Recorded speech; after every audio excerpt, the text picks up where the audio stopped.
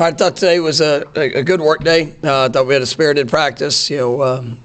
Saw some emotional moments where we got to continue to grow with some young players. But I like the fire. I like the intensity. Make sure that we,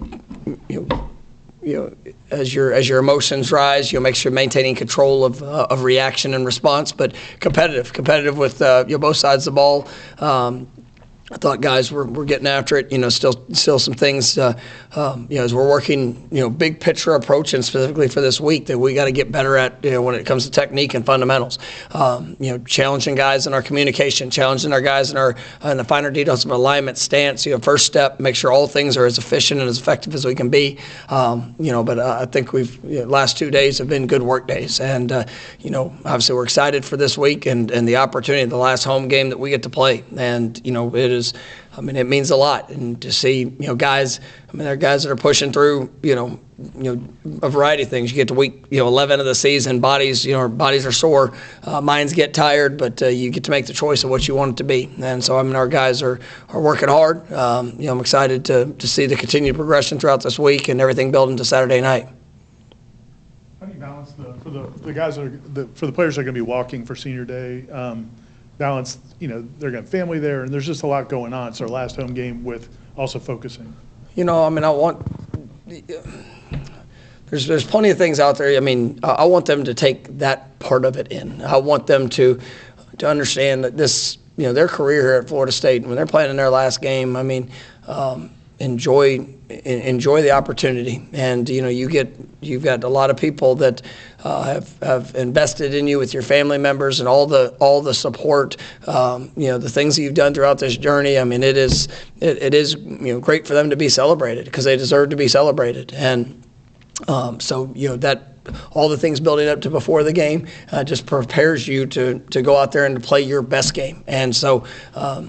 There are some potential distractions that are there, but just like last week was an emotional game, this week's going to be an emotional game for those guys. And what you do with those emotions, kind of talking about practice, it's like you can have it all, and we want it. We want emotion, we want intensity, we want purpose of everything that these guys do. But you got to be able to maintain poise, discipline, details, execution. That's got to show up. And but these guys have had a great journey, and they've done some remarkable things in the stadium. And if this is their last game, I want it to go.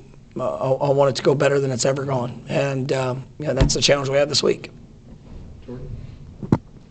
Coach, a situational Wednesday. You guys kicked 2 field goals in the red zone against Miami on Saturday. What's going to be the key to turning those into touchdowns later on in the year? Yeah, obviously we got to do a better job when we're in the red zone. Converting touchdowns. That's something that's big. We had opportunities. I thought we had a few shots in those situations. Whether it's a block here, an opportunity to finish a play or a location of all things. And so it's everybody's got a role and a part in that. I'm continuing to make sure that I'm in the offensive staff myself, where we're all putting guys in the best position to go out there and regardless of what we face or see, that we can execute and be able to maximize each of those drives. But I was proud of our guys, being able to ensure points, and that goes back to make sure we're owning the ball when we're down there. Ryan's done a great job, and every point matters. But there's sometimes we're going to be aggressive, like the week prior, and we went for it in the 4th down situation, but unfortunately didn't get it. And we've got to go out there and we got to make sure that when we're in that area of the field that we're playing our best. And we got good work of that again today. And I think our guys are they understand it. Now it's time to go do it. Coach, how do you handle guys that haven't exhausted their eligibility on senior day, or do you just keep senior day just for? No, there's some guys that it's so different, for these couple of years with COVID and guys that have eligibility. And last year, Tatum, he was a part of senior day and had the opportunity to be able to come back, and I'm grateful for that. And so it's that we'll have some guys that will participate in senior day that some of them that I do expect to be back. And so it's just we'll see how it all plays out. And but if you get a chance to celebrate somebody's career journey, what they've done, they're graduating, have opportunities. It's all part of it. You've talked about Jarian and how positive he's been in the program this year. Speaking to him a little bit, he talked about how when he first got here, what a culture shock it was for him and how difficult it was early on. You've talked about how far he's come, but I guess back then, how did you guys break through with that? I think it's just consistency.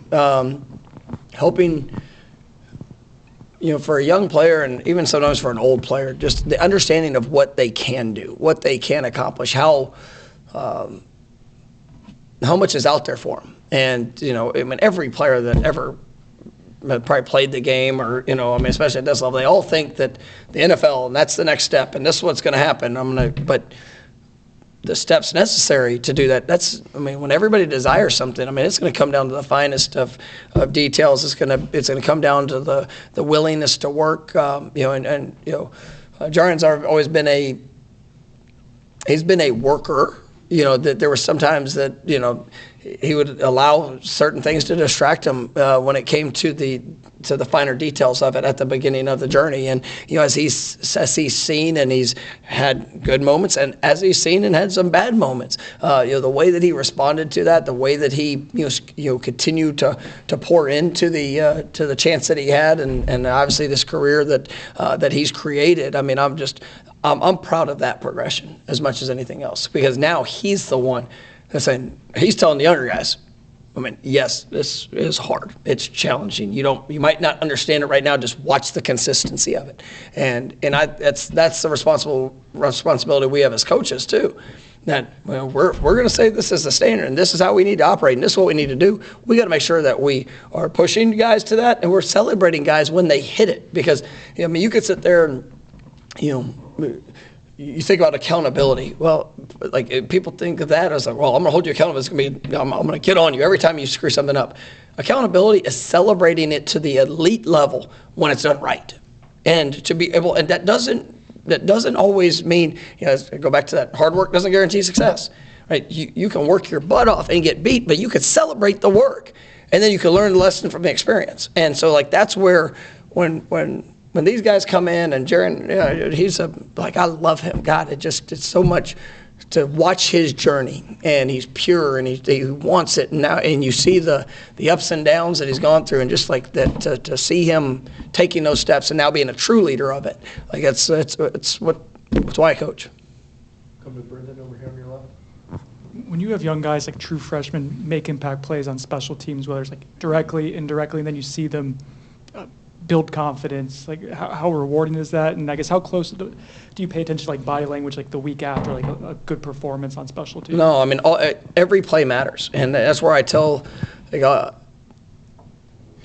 there's probably not a whole lot of players that come in and at the very beginning think about, I can't wait to be this special teams player. I can't wait to be the left guard on our kick return unit. That's probably not the initial thought. But with every rep that they get, every time they step on the field, one of two things are being told of them. One, that we believe in them.